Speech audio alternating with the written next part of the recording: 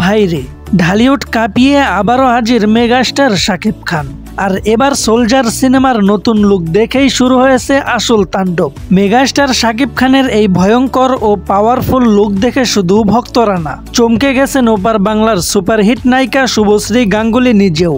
একটা মিডিয়া মিটিংয়ে শুভশ্রী বলেন, শাকিব খান বাংলাদেশের সবচেয়ে বড় স্টার। তার স্টারডাম যে কত বড় সেটা বলে বোঝানো যাবে না। আমাদের কলকাতা ইন্ডাস্ট্রিতেও এমন স্টার পাওয়া যায় না। তিনি আরও বলেন, সোলজার সিনেমায় শাকিব খানের লুক দেখে আমি প্রথমে ভেবেছিলাম এটা কোনো তামিল হিরো, পরে বুঝলাম না, এ তো আমাদের দুই বাংলার কিং খান।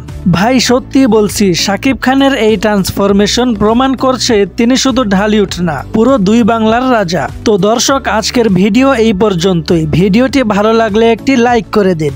আর এরকম নতুন নতুন আপডেট মিস না করতে আমাদের চ্যানেলটা সাবস্ক্রাইব করে রাখুন।